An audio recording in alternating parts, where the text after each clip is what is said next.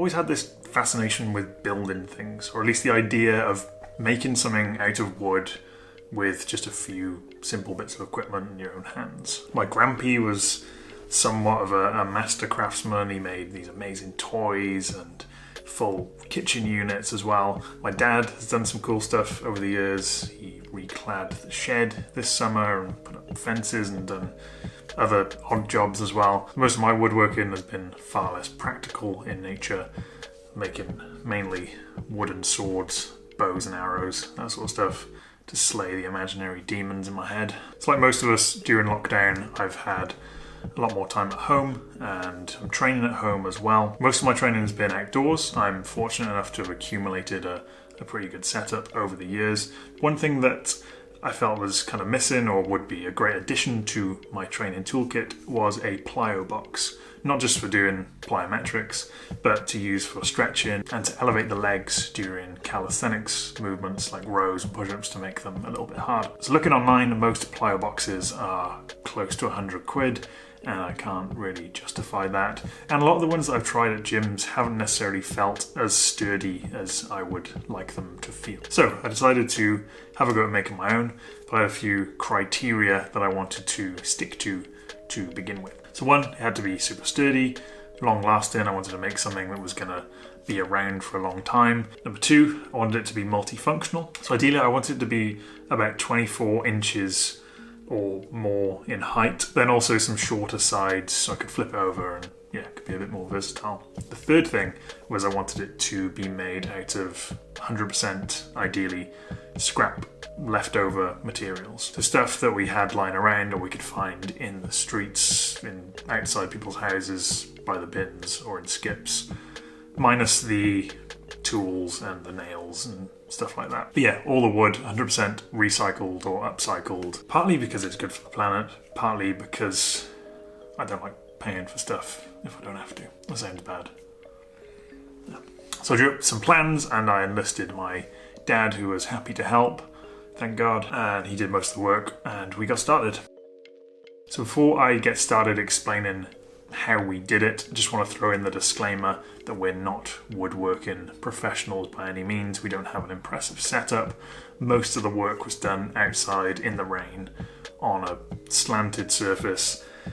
There's no doubt some glaring safety issues coming up, and there's probably other ways we could have made the box that would have technically been more correct or made it more sturdy, but yeah, we just wanted to go ahead, do our best. This is not a tutorial on how to make the best Plyo box in the world.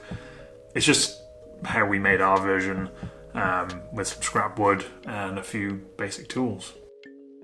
So in terms of the materials, we started with 4 planks that were around 57 inches by 1.75 by 1 inch. Then 5 hardwood boards that we had left over from my parents' decking, and they were around 96 by 5.5 by 0.75. Then I sourced a broken pallet and scavenged a few other bits and bobs just to add some extra support, but they weren't in the original plans. In terms of tools, we used a handsaw, a hammer, a load of nails that I think they were around 1 inch in length and some were closer to 2 inches. We did start with screws, but hammer and nails was more fun. The light is fading, so I'm gonna try and power through this. We did use a drill with a small drill bit particularly on the hardwood, just so we could minimize splitting the wood. A little bit of wood glue here and there and some sandpaper, and that was about it. So we started, well, I say we, my dad did most of the cutting, by knocking up the frame. So I wanted to use as much of the existing material as we had to make the box big enough to use, but also to cut down on the waste. So I've lost my original notes, but I believe we were aiming for something around 26 by 20 by 17 or something like that. The box ended up being around 18 inches on the lowest height, 21.5 on the medium, and then 26.5 at the highest. So we tried to get the as much length as we could out of these original planks, and then cut the rest of the plank in two to make the sides. So we made the longest two sides of the box first using a combination of wood glue, and then we started with screws, but switched to nails because it was a bit more fun. I wanted to overlap the edges, so I thought it would give a bit more strength and add some height to all of the sides, and it also fit in better with the calculations I'd done when considering the width of each piece of cladding. This might not be interesting at all, but the overlap provided to be a little bit problematic when we joined the two sides together. It meant whichever way we orientated the end pieces, we would be clashing screws and nails if we put the wood right on the outside of the frame. So controversially, we decided to inset those pieces by a few inches, and then we foraged the scrap wood to reinforce the insides. So we had a plan, but we were very much adapting and making it up as we went along. So with the scrap, we then bolstered the insides to make it a bit more sturdy. The frame itself came out a little bit wonky on a few sides, but not a bad job, being as we did it in the rain on a slope with minimal spirit level use and a manual saw on a wonky table. For the cladding, we then used the leftover wood from my parents' decking, which was lucky enough to have lying around. My dad was happy to use it. Scrap wood from pallets could also work well. But yeah, this was a really nice finish. So we had 5 planks and we wanted to make the most out of them.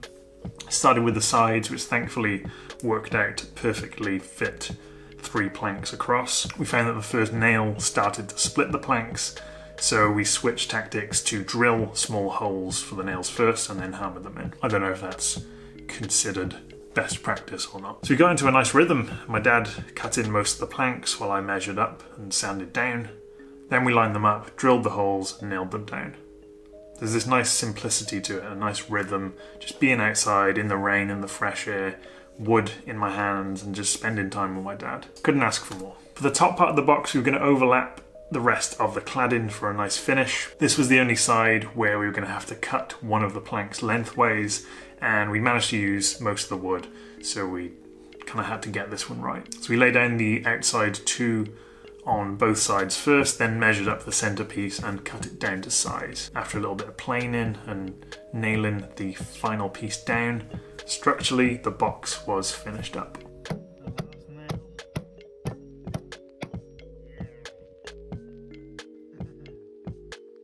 Michaela helped cut out a stencil and we added some decoration the next day with a little bit of wood varnish. Bled because we used a paper stencil, so we probably should have used card.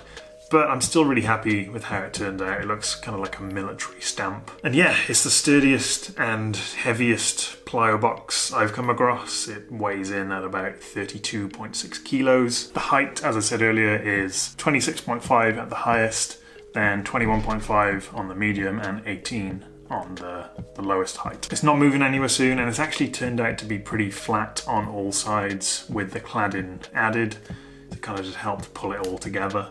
Yeah, it's just nice to have built something with our hands out of scrap material, something that's functional and it's going to get a lot of use. I've used it for plyo work, it's great, it feels really sturdy. Used it in my calisthenics training for rows and push-ups and stuff, and mobility, and it works well just to sit on and chill out as well. So we were lucky that we had some leftover materials, but honestly on the walks that we went out on for hunting for scrap, we could have built 3 or 4 boxes with the amount of wood that we saw lying around in just a few short walks. So hopefully this video is useful. I'm not saying you should go out and copy what we did. This is not a tutorial for making the most professional box that you can. But yeah, you might be able to make your own out of scrap materials. Don't be afraid to explore, and yeah, I think it's easy to get into this mindset where we think we have to buy stuff and we have to spend a lot of money on things like this. I'm not saying there's anything wrong with that, but it's surprising what there is lying around, what people are chucking away, and if you can use that and make something that you can use and also enjoy that process of making it, I think that's ideal.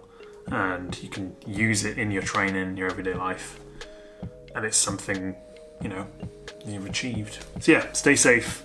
Thanks for watching. Have a healthy, heroic one, and I'll catch you soon.